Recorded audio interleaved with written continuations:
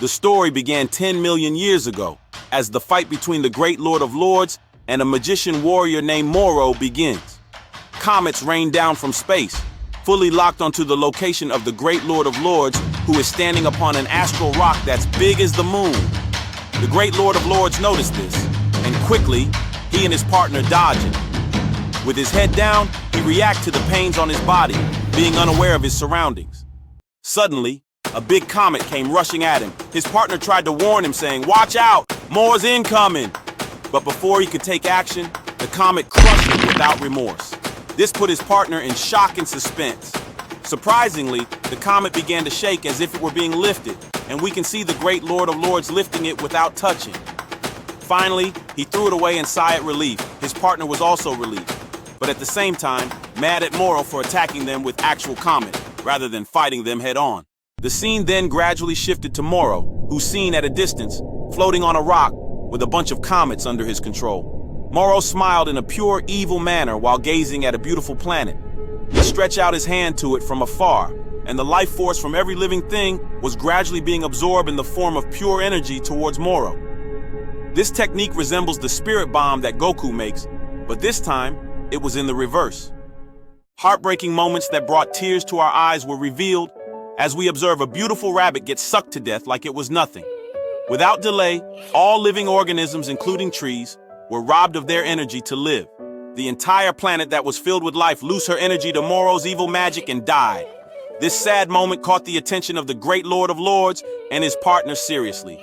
After condensing the massive life energy, he lifted it up and smiled.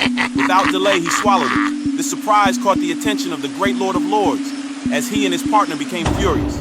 Like an insane evil incarnate, energy burst forth from within Moro, as his body was adjusting to this newfound power upgrade. It was so radical and raw that the Great Lord of Lords and his partner were completely overwhelmed by this. Despite being far from Moro, the entire universe and astral body where they were standing was shaken to its very core. After this uproar, everything was settled. But the Great Lord of Lords and his partner marveled with great fear as they actually gazed and sensed an immense amount of power flowing from within Moro's body. With this reveal, the Great Lord of Lords declared that they can't win. The scene then shifted to some galactic patrol agents who were observing the fight from afar.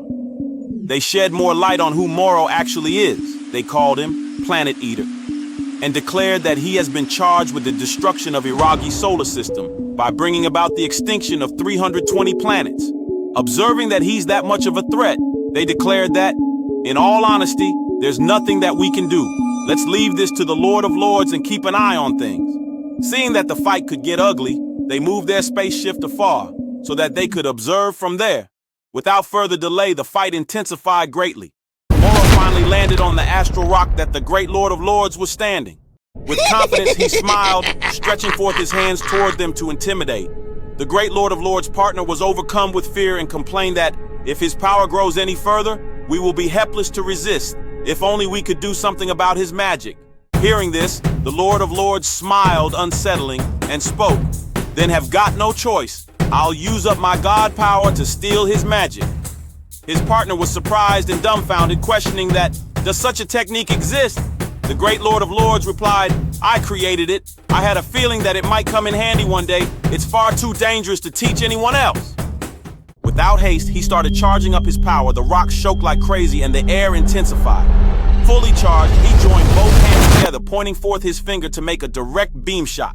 His partner was shocked without recognition and trembled in fear for his friend. He shouted, Great Lord of Lords! No, you mustn't put so much of your strength into it. But it was too late, as the Great Lord of Lords shouted, Kai Kai Matoru! Suddenly, a hot direct beam was fired at Moro furiously. Moro refused to get out of the way because of overconfidence in his strength. He was certain that he could win the fight effortlessly and decided to take on the blast. By the time he realized that there was more to that blast than he expected, it was too late. The blast hit him hard and tormented him in a hellish roar of pain that the very foundation they stood on was shaken. Quickly, the galactic patrol agents arrived and locked Moro in a cell. Then he was transferred to the galactic prison as a criminal of justice. As for the Great Lord of Lords, he gave up so much of his godly powers just to seal away Moro's magic. The scene then shifted to the present, as Beerus, a galactic patrol agent, declared that Moro is once again freed from his prison. He explained, Moro was sentenced to death, but because no one could kill him, he was sentenced to life imprisonment. Although Moro is weak, he's still a capable fighter and warrior. The Prince of Saiyans, Vegeta, marveled at his age. Goku replied, "Whoa, this guy is really old." One of the Galactic Patrol leaders replied, "Yes." Goku spoke, "So he managed to escape, huh?" Beerus answered, "Correct. It's likely that Moro has regained his magic, so we require the Great Lord of Lords' powers to capture this criminal once again." The episode ends, more videos are coming soon, so stay tuned.